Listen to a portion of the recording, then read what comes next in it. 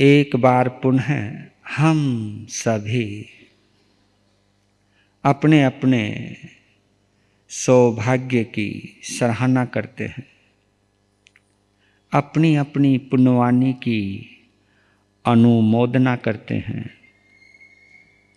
जिसकी वजह से हमको आत्मा से जोड़ने वाली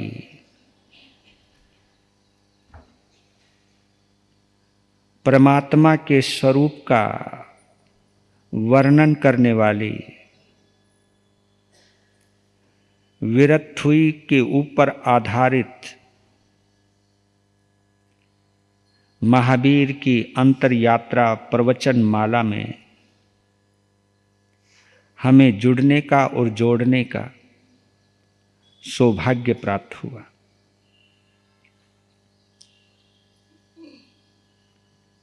हम सभी को एक बात अवश्य ध्यान रखनी है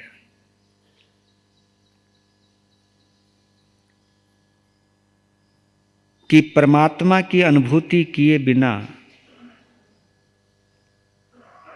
अगर हमने ये शरीर छोड़ा तो यह यात्रा व्यर्थ होगी, निरर्थक होगी, यूजलेस होगी।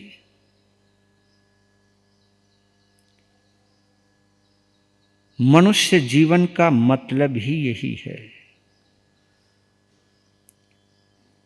कि इस जीवन को पाने के बाद, मनुष्य जन्म को पाने के बाद अपनी आत्मा की अनुभूति तो होनी ही चाहिए।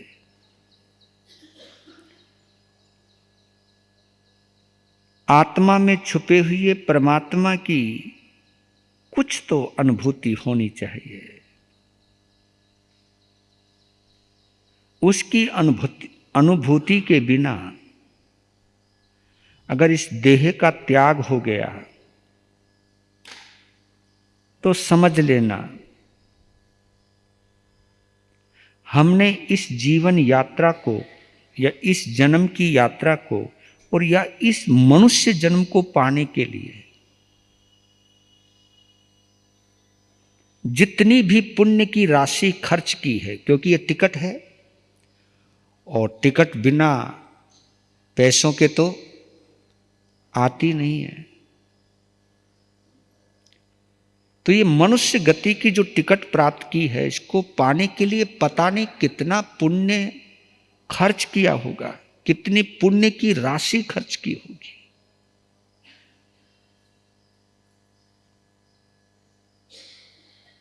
इतनी महंगी टिकट, जिस टिकट को पाने के लिए देवता तरसते हैं।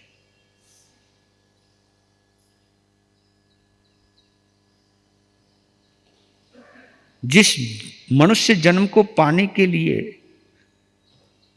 देवता भी मिन्नतें करते हैं,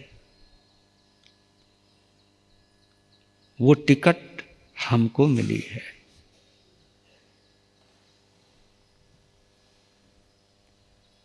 और इस यात्रा के बाद भी, और मालूम है ये यात्रा, ये मनुष्य गति की प्राप्ति परमात्मा से मिलने के लिए शुरू की थी। हमने सोच लिया कि मकान बना लिया, ठाट बाट से रह लिए, सुंदर शरीर पा लिया, मान सम्मान पा लिया, पद प्रतिष्ठा प्राप्त कर ली, तो बस हो गया मकसद पूरा। अरे हमारी मान सम्मान पद प्रतिष्ठा से ज्यादा सम्मान तो देवताओं का भी होता है।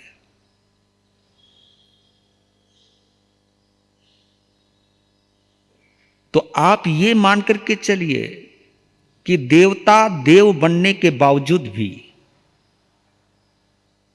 देवाधिदेव बनने के लिए, देवाधिदेव बनने की योग्यता उनके पास नहीं है। वो उनके चरणों में आ सकते हैं, उनका वंदन कर सकते हैं, उनका समोसरण सजा सकते हैं, लेकिन वो देवाधिदेव नहीं बन सकते। देवाधिदेव बनने की काबिलियत, योग्यता अगर किसी के पास है तो मनुष्य के पास, हमारे पास वो टिकट है। अगर हम इस मनुष्य जन्म की कीमत को समझें और फिर जो हम गलतियां कर रहे हैं, अपने जन्म को जाया कर रहे हैं, तो एक बार भी इस विरक्तहुई के ऊपर चल रही प्रवचन माला के आधार पर हमें अपनी भूल का ज्ञान हो जाए, हमें अपनी गलतियों का एहसास हो जाए और कुछ मात्रा में ही सही वो गलतियां हमारे जीवन से दूर हो जाए, तो आज भी हम इस मनुष्य जन्म को सार्थक कर सकते हैं। लीजिए, विरक्तहुई की रचना हुई है।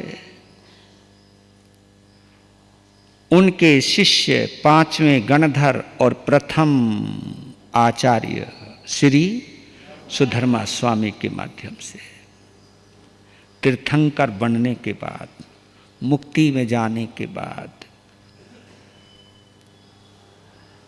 विरक्तहुई गणधर सुधर्मा स्वामी ने रची है, वो भी अपने सद्गुरु को देखकर, परम गुरु की कल्पना करके जिज्ञासा से भरे हैं जम्बू स्वामी। बार बार सवाल भी आते थे, बार बार कुछ लोगों की उत्सुकता जनमानस में प्रभु महावीर को लेकर के कई प्रकार की बातें जब पूरे वायुमंडल में तैरा करती थी, फैली हुई रहती थी, उन सभी सवालों का जवाब ढूंढने के लिए एक ही ठिकाना चुना है आर्य जम्बू स्वामी ने, क्योंकि वो जानते थे कि मेरे इस सवाल का जवाब अगर किसी के पास है तो वो जवाब सुधर्मा स्वामी के पास है। मैं भगवान के लिए किसी और से पूछूं, क्या जवाब देगा? मैं भगवान की सूचना, भगवान के बारे में अगर कोई सटीक प्रमाणित कोई बात कह सकता तो उन्हीं का शिष्य कह सकता है। मेरे सद्गुरु को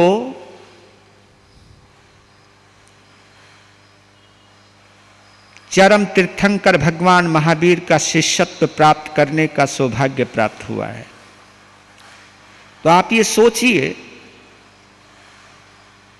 जम्बू स्वामी की कितनी गहरी जिज्ञासा होगी। उसी जिज्ञासा का अनुभव करके कितनी गहराई में उतरकर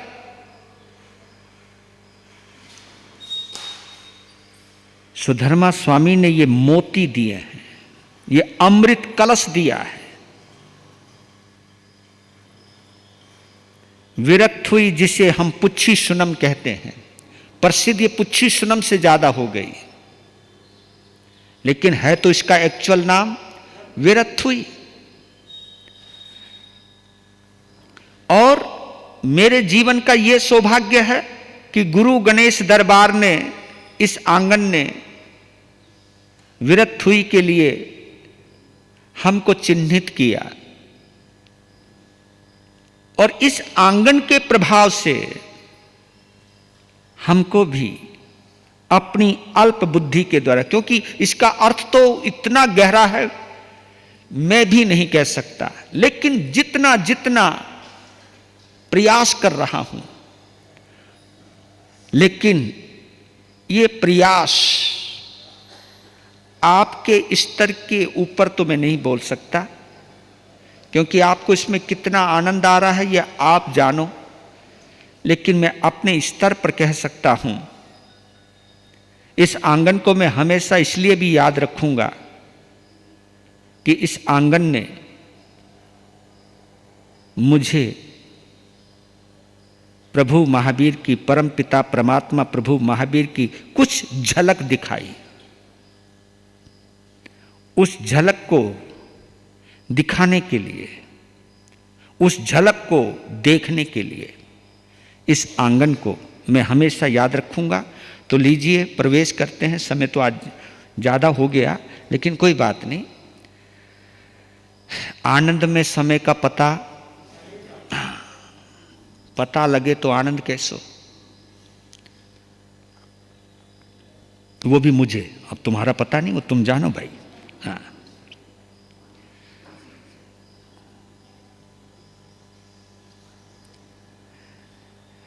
जहाँ स्वयंभू उदहीन सेठे, नागे सुवाधार निंद माहु सेठे, खो दैव रसवे जियंते, तव वहाने मुनिवे जियंते, तव वहाने मुनिवे जियंते। जहाँ स्वयंभू उदहीन सेठे, नागे सुआ धर निंद माहु सेठे, खो दैव रस वेजियंते, तवो वहाने मुनि वेजियंते।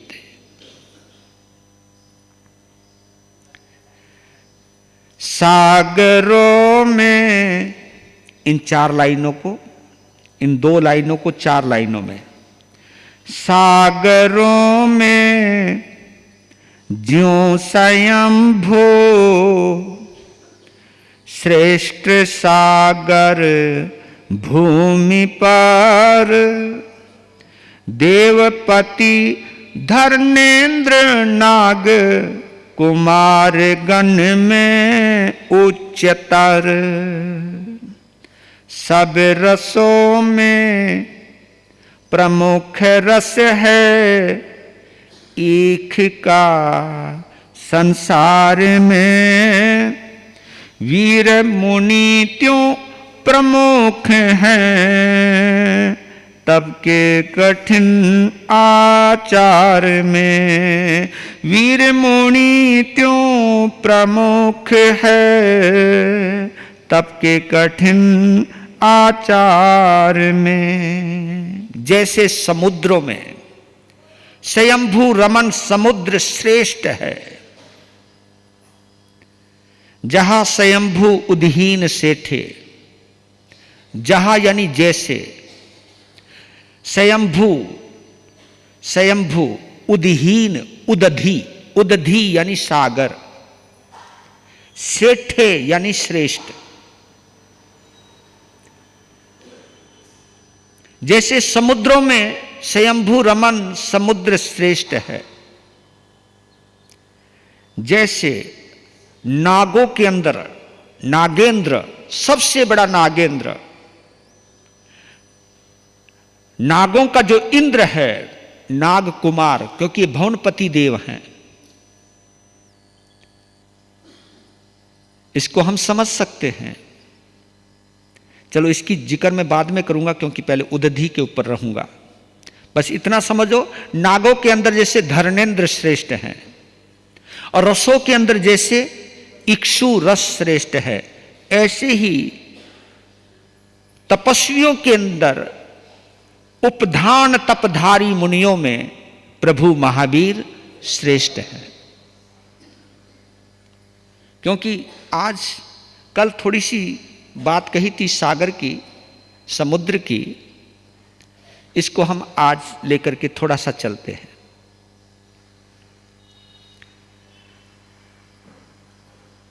सागर की कुछ विशेषताएं हैं,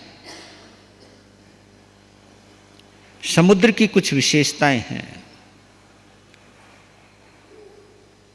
उन विशेषताओं की वजह से ही भगवान के साथ उसका नाम जोड़ा है, क्योंकि ये उपमाएं हैं और इन उपमाओं का, इन सभी एग्जाम्पल्स का कुछ ना कुछ कनेक्शन है, कुछ झलक मिलती है। वैसे तो भगवान का जीवन सागर से बहुत ऊंचा है, बहुत गहरा है, लेकिन आम जनता को समझाने के लिए कुछ एग्जाम्पल देने पड़ते हैं, कुछ उदाहरण देने पड़ते हैं, कुछ उपमाएं देनी पड़ती हैं, ताकि उन उपमाओं के आधार पर उस व्यक्तित्व की परिभाषा हो सके, उस व्यक्तित्व को उजागर किया जा सके। और फिर उपमाओं में से वो उपमाएं होनी चाहिए जो सटीक हों, कुछ सत्य के करीब हों, सच्चाई के समीप हों।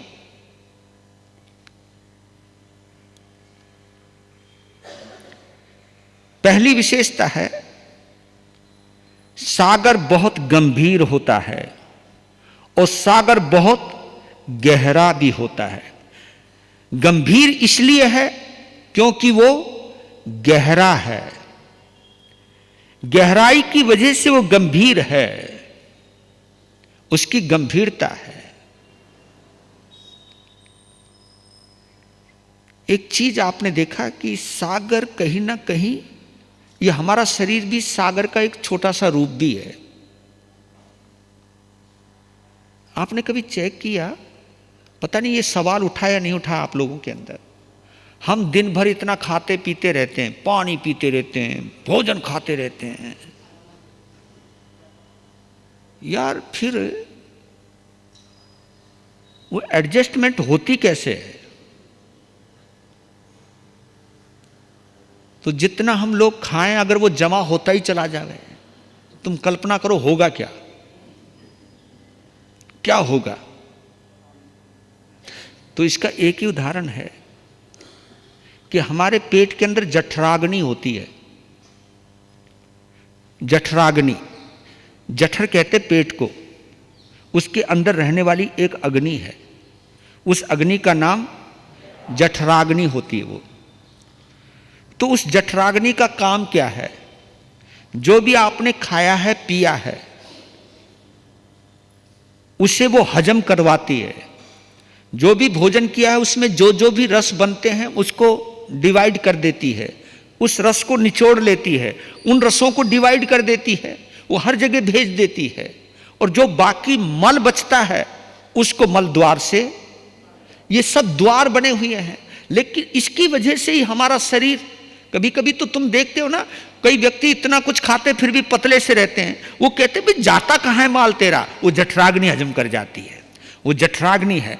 ऐसे समुद्र के अंदर इतनी सारी नदियां मिलती रहती हैं, लगातार पानी पड़ता ही रहता है, नदियों पे नदियां मिलती रहती है, लेकिन फिर भी वह समुद्र अपने तटों को तोड़ता नहीं, अपने दायरे के अंदर रहता है। क्यों रहता है? क्योंकि उसके अंदर बड़वाग्नि होती है।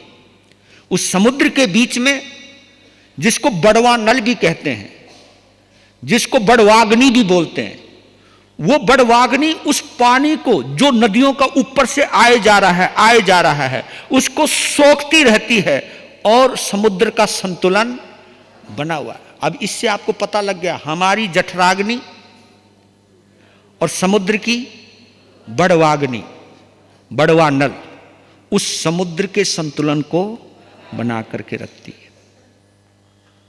जंगल में जो आग लगती है उसको हम दावा नल कहते हैं, उसको हम दावा नल कहते हैं। कभी कभी दावा नल भी जंगल का संतुलन बनाने के काम आती है, क्योंकि कभी कुछ इतना ज्यादा कुछ हो जाता है, उसको संतुलित करने के लिए भी।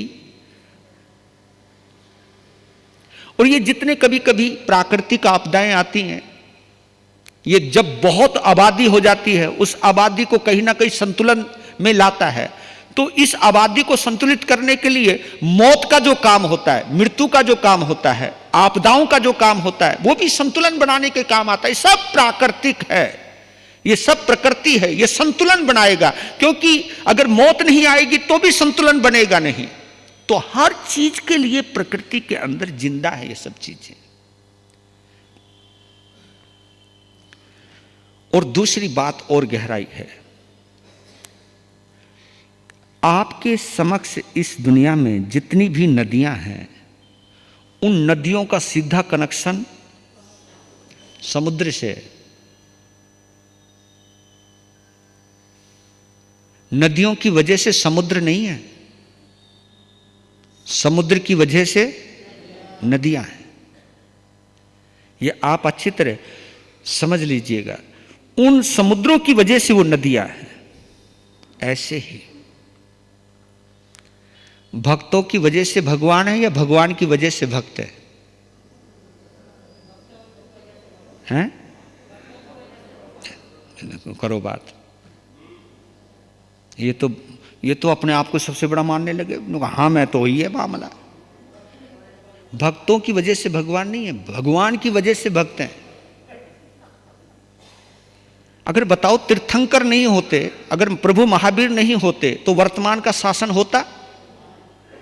वर्तमान के जो शासनपति हैं हमारे कौन हैं? भगवान महावीर हैं। उन्होंने इस तीर्थ की स्थापना की है। अगर परमात्मा तीर्थंकर नहीं होते तो साधु साध्वी श्राव श्राविकाएं कहां से आते? तो हमारे तीर्थ की स्थापना करने वाले कौन है? तीर्थंकर। तीर्थ की स्थापना करने वाला कौन? तीर्थंकर। इसलिए उनको तीर्थंकर कहते हैं। हम तो केवल तीर्थ हैं, हम केवल तीर्थ हैं। इस तीर्थ के निर्माता तीर्थंकर हैं। तो वो बनाने वाला कहीं ना कहीं प्रमुख होता है। तो मैंने अभी तुमने हां भर दी थी कि जितनी भी नदियां हैं किसकी वजह से हैं? सागर की वजह से। और जितने श्रावक श्राविका साधु साध्वी हैं किसकी वजह से हैं? तीर्थंकर की वजह से। तो हमें यहां पर सागर की भूमिका को निभाना है, सागर की भूमिका को देखना है, सागर की महत्ता को समझना है।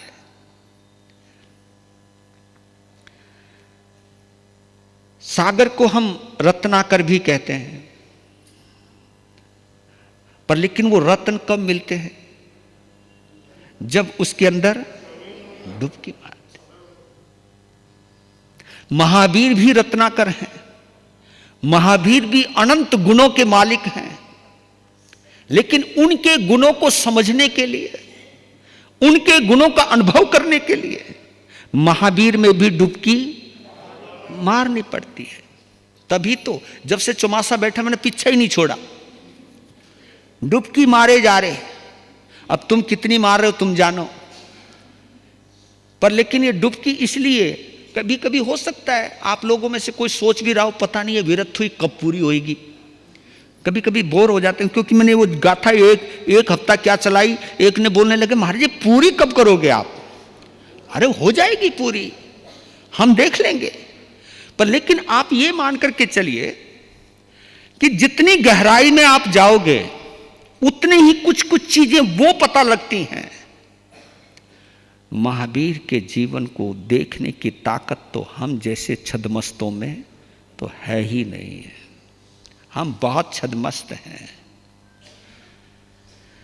महावीर को समझने के लिए महावीर होना ही पड़ेगा। हम महावीर तो क्या, उसके आजू बाजू में भी कुछ भी नहीं है। केवल ज्ञानी को केवल ज्ञानी ही समझ सकता है, केवल ज्ञानी को केवल ज्ञानी ही समझ सकता है। आत्मा का अनुभव केवल ज्ञानी कर सकता है, हम नहीं कर सकते। लेकिन फिर भी हम मारे जा रहे धूल में लट, कई तो लगेगा ठिकाने पे। हमारा काम सब अंदाजे पर चलता है, वहां कोई अंदाजा नहीं है, वहां सब कुछ प्रत्यक्ष है। तो महावीर को समझने के लिए, महावीर भी एक रत्नाकर हैं, गहरे हैं। अब देखो थोड़ी बात इसको मैं इस ढंग से समझाऊं। आपने कभी गौर किया कि भगवान से हम क्या मांगते हैं और वो हमें क्या देते हैं? ये बड़ा गहरा सवाल है। कभी कभी मांगते कुछ है, मिलता कुछ है। और तो हम ये सोचते हैं यार मांगा कुछ दिया कुछ, पर लेकिन उसमें भी एक गहराई होती है, उसमें भी एक गहनता होती है। कुछ उदाहरण मैं ला रहा हूं, आपके सामने ला रहा हूं। यदि आप भगवान से शक्ति मांगते हैं तो वह आपको कठिनाई में डाल देता है, तो वह आपको कठिनाई में डाल देता है ताकि आपके अंदर हिम्मत बढ़े और आप शक्तिशाली बने। क्योंकि कठिनाई से लड़ने की कला शक्तिवान ही जानता है। किसी भी मुसीबत से लड़ने की ताकत हौसले में होती है। अगर हौसला नहीं है आपके अंदर तो आप किसी मुसीबत से नहीं लड़ सकते। और एक कहावत आती है, हिम्मत का राम हिमायती। हिम्मत का एक और कहावत आती है, हिम्मत है तो कीमत है। हिम्मत है तो कीमत है। अगर हिम्मत नहीं तो फिर कीमत नहीं है। हिम्मत का राम हिमायती, हिम्मत है तो कीमत है। भगवान से अगर आपने शक्ति मांगी है तो वो शक्ति तभी देगा जब तुम्हारे अंदर कठिनाइयों से लड़ने की ताकत होगी। ताकत मांगते ही कठिनाइयां आ जाती हैं। भगवान कहता है कि तूने जो मांगा मैंने वो दे दिया, लेकिन अब इसकी परीक्षा यह होगी कि इस ताकत का इस्तेमाल तू कैसे करता है। लेकिन आपको यह बतला देता हूं, अगर आपने दिल से भगवान से शक्ति मांगी है तो वह शक्ति आपके अंदर सहन शक्ति को प्रदान करेगी। अगर आपने भगवान से शक्ति मांगी है तो उसके बाद जो आपके अंदर हमारे अंदर सहन शक्ति आती है वो भगवान के द्वारा दी हुई शक्ति है। लेकिन जिसके अंदर अगर आपने शैतान से शक्ति मांगी है, क्योंकि एक शक्ति मांगी जाती है भगवान से और एक शक्ति मांगी जाती है शैतान से। अगर आप शैतान से शक्ति मांगोगे तो अहंकार आएगा, निर्दयता आएगी, कठोरता आएगी, क्रूरता आएगी। क्योंकि शैतान खुद क्रूर है, शैतान खुद कठोर है। अगर उससे मांगोगे तो आप कठोर बन जाओगे, निर्दयी बन जाओगे, निष्करुण बन जाओगे। परमात्मा से मांगोगे तो आप दयावान बन जाओगे, आप करुणावान बन जाओगे, आप सहनशील बन जाओगे। यह चीज और देखिए, अगर आप भगवान से बुद्धि मांगते हैं तो वह आपको उलझन में डाल देगा। मांगी बुद्धि मिली उलझन। क्योंकि बुद्धि का मतलब क्या है? उलझन को सुलझाना। बस वो कहता है, वो समझता है कि अगर ये डायरेक्ट की बात कर रहा हूं मैं, प्रत्यक्ष की बात कर रहा हूं मैं, कोई इधर उधर की बात नहीं कर रहा हूं, कि भगवान से अगर आपने बुद्धि मांगी है तो मैं नहीं समझता कि आप किसी भी उलझन को सुलझा ना सको। भगवान के पास से अगर बुद्धि आई है आपके पास, उसकी इबादत करके, उसकी पूजा करके, उसकी भाव भक्ति स्तुति करके जो बुद्धि प्राप्त हुई है वो बुद्धि इतनी शांत होती है और शांतता में हर उलझन सुलझ जाती है। तो बुद्धि तो वही होती है जो उलझन को सुलझा दे। लेकिन अगर आपने अहंकार से बुद्धि का उपयोग, अहंकार का संबंध अगर अहंकार से जुड़ गया तो तुम किसी समस्या को सुलझाओगे नहीं, बल्कि कुछ नई समस्याएं और नई समस्याएं खड़ी कर दोगे आप। इसलिए तो आपकी समाज का भी संतुलन नहीं बन पाता। ये सब अहंकार की बातें होती है। किसी गलत काम के लिए इजाजत मांगना, इजाजत मांगी भाई ये करूं या ना करूं, लेकिन कभी कभी क्या होता है, समाज इतना दुराग्रही हो जाता है, सत्ता इतनी दुराग्रही हो जाती है कि सही काम के लिए भी यह कहा जाता कि इसकी इजाजत क्यों नहीं ली गई। कितने अफसोस की बात, मैं कभी कभी सामाजिक चरित्र को ढूंढता हूं तो मुझे लगता है कि कहीं ना कहीं सत्ता का मद इतना भयंकर चढ़ जाता है सत्ताधीशों के ऊपर कि वो सही काम को भी सही कहने के लिए प्रेरित नहीं होते हैं, उसमें भी कहीं ना कहीं अनुशासन की टांग अड़ा देते हैं। तो मैं ये कहना चाहता हूं आप लोगों को कि बुद्धि को परमात्मा से जोड़ के रखो, बुद्धि को भगवान से जोड़ करके रखो। आपके समाज में, आपके घर में, आपके परिवार में कभी कोई उलझन आएगी ही नहीं। अगर आई, अगर बुद्धि परमात्मा के द्वारा दी गई है तो आप हर उलझन से बाहर निकल जाओगे। तीसरी बात, अगर आप भगवान से समृद्धि मांगते हो, देखो कितनी गजब की बात है, अगर आप भगवान से समृद्धि मांगते हो तो मालूम है वो आपको समझ देता है, समझ प्रदान करता है। और समझ किसकी? कि ताकि आप परिश्रम कर सको, ताकि आप श्रम कर सको, ताकि आप मेहनत कर सको। क्योंकि एक ऐसी समझ होती है जिसको हम पॉजिटिव सोच कहते हैं। क्योंकि आपकी समृद्धि, आपकी खुशहाली, आपकी मस्ती, आपका आनंद आपकी पॉजिटिव थिंकिंग के ऊपर ही टिकी हुई है। और सच कहता हूं, जो पॉजिटिव व्यक्ति होता है ना, मैं कोई बड़ी बात तो नहीं बोल रहा हूं, लेकिन इतना कहता हूं,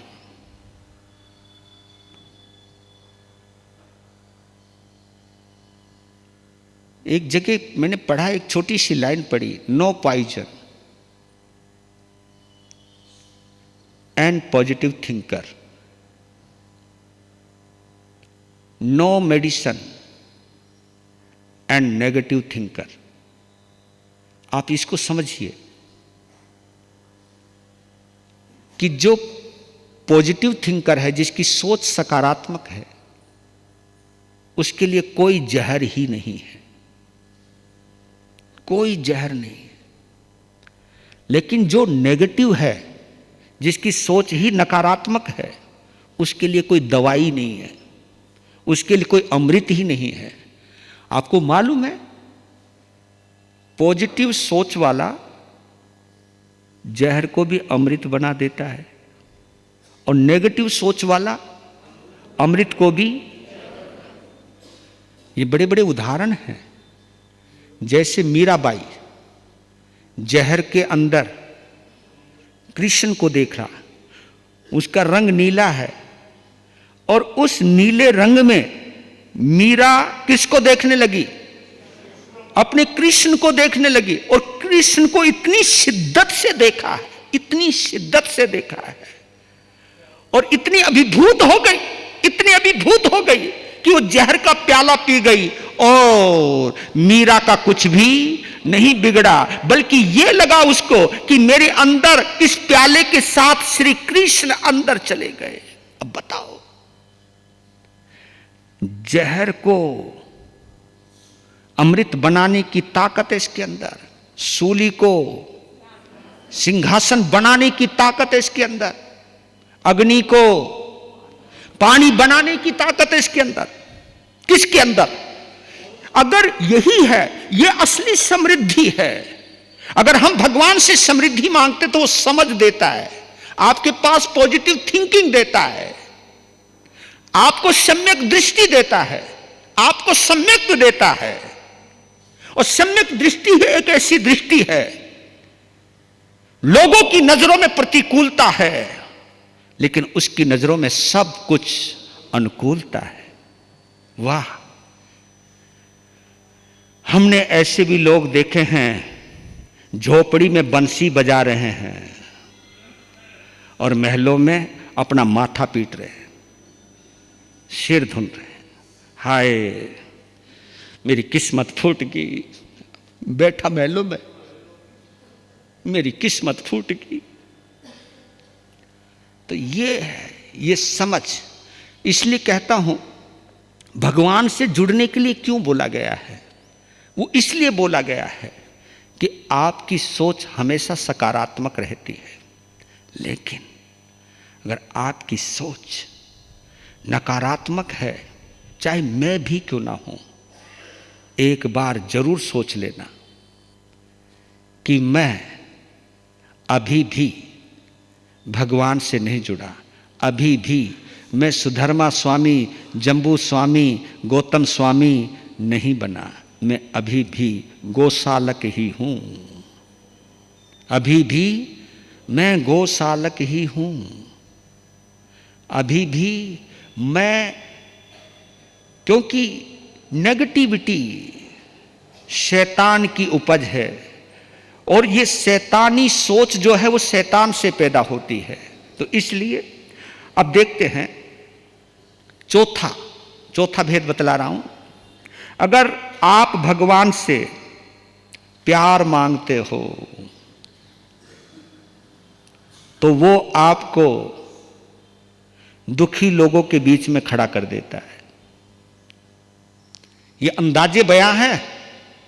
अगर आप भगवान से प्यार मांगते हो तो वो आपको दुखी के बीच में खड़ा कर देता है और कहता है कि इनका दुख मिटा और मेरे प्यार का स्वाद चख।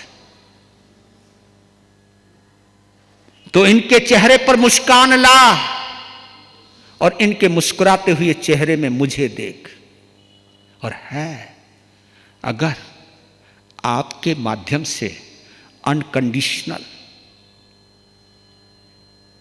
मनस्थिति के बीच में, मेंटिलिटी के बीच में, अगर आप जब किसी की सहायता करते हो और ये सोच करके करते हो कि मैं अपने भगवान की सेवा कर रहा हूं, देखियो गौर करना, सेवा करने के दो अंदाज है। मैं दुखी की सेवा कर रहा हूं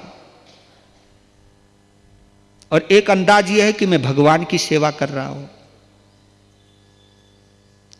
तो जब भगवान की सेवा करोगे तो आपको कोई दुखी नजर ही नहीं आएगा,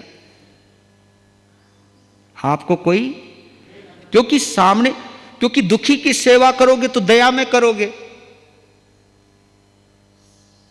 और भगवान की सेवा करोगे तो करुणा में करोगे। सोच ही बदल जाएगी। और सुनो कितनी गहराई बात है, किसी दुखी की सेवा करोगे तो अहंकार आएगा,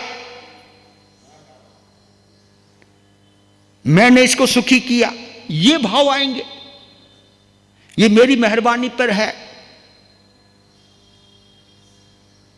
अगर सेवा से भी अहंकार आता है, पर वो सेवा से अहंकार आता है जब सामने वाले दुखी को देख करके हम सेवा करते हैं। लेकिन हम ये सोच करके सेवा करते हैं कि भगवान ने मुझे सेवा का मौका दिया। ऐसे कई संत हुए हैं। नामदेव ऐसा संत था कि वो रोटी पका रहे हैं, रोटी रख रहे हैं, इतने में एक कुत्ता आया, कुत्ता रोटी ले गया और कहने लगा, ए मेरे कन्हैया, रोटी रूखी है, घी नहीं लगा। तो घी का कटोरा लेकर के उसके पीछे भागे। अब तुम्हारी नजरों में तो वो कुत्ता हो सकता है, लेकिन उसकी नजरों में तो ये है कि मेरे कृष्ण आए हैं और मेरे भगवान कहीं रूखी रोटी ना खाएं। भाग रहे, कुत्ता आगे आगे, नामदेव पीछे भाग रहे। पकड़ लिया और कहा, बिना घी की रोटी नहीं खाना। उसको रोटी लगाने लगे और उसे घी लगाने लगे और उसे रोटी खिलाने लगे। और जब वो रोटी खाने लगे तो नामदेव रोने लगे। और उसी वक्त देखते हैं कि कुत्ते की जगह भगवान कृष्ण नजर आने लगे। ये चीज अगर किसी भूखे व्यक्ति के बीच में अगर तुम महावीर को देखो तो तुम उससे कौन झटका दोगे क्या? उसकी थाली छीन लोगे? ये गुण तो मैंने सिख धर्म में देखा है। यहां तो आप लोग चेहरों को देख देख करके रोटियां खिलाते हो, कहीं और रोटी ना खा जाएं, आप चेहरा देखते हो। मैंने सिख कौम ऐसी देखी है जहां चेहरा नहीं देखा जाता, जहां हर इंसान के अंदर गुरु नानक को देखा जाता है, गुरु गोविंद सिंह को देखा जाता है। वो संगत आती है तो मालूम है उनके जूते ऐसे साफ करते हैं, पूछो मत। उनके झूठे हुए बर्तनों को इस तरह धोते हैं जैसे भगवान का बर्तन धो रहे हैं। क्या सोच होगी उनकी, क्या विचार होगा उनका? अपनी फितरत देखिए। कभी कभी तो हम लोग किसी को खिलाते हुए भी अच्छा नहीं महसूस करते हैं। जब भगवान ने सब कुछ दिया है तो फिर भी हम चेहरा देखकर सोच सोचकर खिलाने की कोशिश करते हैं। मैं सच कहता हूं, हमारा जैन धर्म ऐसे ही डाउन नहीं आया है। ये इतनी गिरावट इसी वजह से आई है कि आप लोगों की खोपड़ी में गिरावट है। इस धर्म को आप लोगों की सोच ने धरातल तक पहुंचा दिया। महावीर का नाम आप लोग ऊपर से लेते हो, कभी उनके मैत्री भाव से नहीं जुड़े आप। आज भी तुम मोहनीय कर्म से बंद करके महावीर की पूजा करते हो। आप कभी भी सोचिएगा जरा अपने दिल के अंदर, अरे महावीर तुम्हें विरासत में मिले, पर लेकिन करें क्या? एक कहावत आती है, घर की मुर्गी। हाँ, ये हुआ। मेरठ की घटना बताता हूं मैं आपको।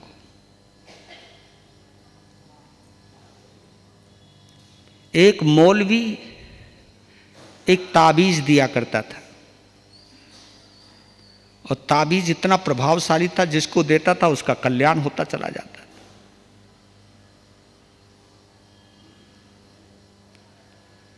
तो सोचने लगे कि है क्या चीज। तो कुछ जिज्ञासा बढ़ी, संतों में आ गई। तो वो मौलवी बोला कि मैं इसके अंदर कुछ और नहीं, केवल नौकार मंत्र लिखता हूं, और जब से मैंने नौकार मंत्र को माना है तब से मैं पूर्णतः शाकाहारी हूं। मेरे जीवन में ही शाकाहार आ गया। और मालूम है, एक बार तो यह भी हुआ, दो मित्र जा रहे हैं प्रदेश में। यह कहानी आप लोगों ने सुनी, संत बहुत सुनाते हैं इस पट्टे के ऊपर बैठ बैठ करके। दो, पुराना जमाना था, पैदल चलते थे। ये तो ना हो ऐसा तो था नहीं पहले। अब तो सुपरफास्ट ट्रेन चलने लगी है भैया ना। अभी कहाँ ये, यहाँ कहाँ ही बुलेट है, सपने हैं यहाँ पे। अभी बुलेट के सपने दिखाए हुए हैं, आई नहीं।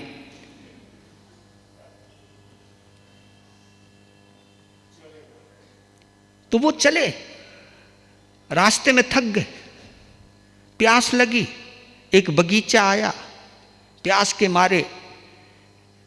और उसमें से क्या था, एक जैन था, एक नॉन जैन था, एक ब्राह्मण था और एक अपना जैन बंधु था। तो पता नहीं क्या हुआ, हाय प्यास प्यास प्यास, जान निकल गई, जान निकल। अरे रुक तो जा। तो वो जरा देखा तो एक कुआं नजर आया। तो बोला वो सेठ जैन कि कुआं तो है, बाल्टी नहीं। मैं तुझे पानी पीना है ना? जी, टेंशन ना ले। 5 कंकड़ उठाए, बड़ अंदर ही अंदर कुछ बोला, टा टा टा। 5वां कंकड़ जाती, पानी ले, पानी पी, पानी पी। फटाफट पानी पिया, प्यास बुझ गई। हाँ चलें, चलो। जैसे चले, पानी नीचे। उसने देखा पानी नीचे। पंडित जी यार तो ये वाला मंत्र तो मुझे भी देना। यार क्या गुजब का यार, तू पानी यार ऊपर ले आया तू। छोड़ यार सेठ, वो जानता था माल इसी का ही है। अच्छा ना ना ना, तू चाहे कुछ भी ले ले मेरे से, चाहे कुछ भी ले ले, ये मंत्र दे दे। उन्होंने कहा चल बोल, नमो ओरियंतानम। मालूम है क्या बोला? ये मंत्र, अबे ये मंत्र हम तो क्या हमारे घर के चूहे भी जानते हैं, हमारे घर के। उन्होंने सुन, तेरे घर के चूहे जानते हैं, तू नहीं जानता। क्योंकि कभी कभी लोगों के पास आते ना, महाराज जी कोई मंत्र दो। मैं बोला नौकार मंत्र। जी नौकार मंत्र तो आता है जी, मतलब नौकार मंत्र की कोई कदर ही नहीं, जिसको हम मंत्राधिराज कहते हैं। लेकिन हमारी सोच में ही है नहीं। तुम्हारी सोच में तो ये होना चाहिए कोई दुकान चलाने वाला कोई मंत्र अलग से दो, लक्ष्मी का कोई मंत्र अलग से दो, इसका ये मंत्र अलग से दो। अरे यार जब एक ही तो मंत्र है, पर लेकिन ये सारा खेल अंदर का है। तो इसलिए कहता हूं अकेला मंत्र कुछ नहीं करता, आपकी सोच है अंदर। वो सोच अगर सकारात्मक नहीं है, हर इंसान में परमात्मा देखने की ताकत नहीं है, तो आप किसी भी मंत्रों का उच्चारण कीजिए, कोई लाभ होने वाला नहीं है। हर कंकर संकर हो सकता है यदि कोई पूजने वाला हो तो। गौर करना, हर कंकर संकर हो सकता है यदि कोई पूजने वाला हो तो। हर अक्षर मंत्र हो सकता है यदि कोई जपने वाला हो तो। हर राह मंजिल हो सकती है यदि कोई चलने वाला हो तो। हर आत्मा परमात्मा हो सकता है यदि कोई पूजने वाला हो तो। ये आपके अंदर सामर्थ्य है, इस सामर्थ्य को लेकर के आप लोग पैदा हुए हो। अब समय हो गया, रोकना पड़ेगा, है ना जी।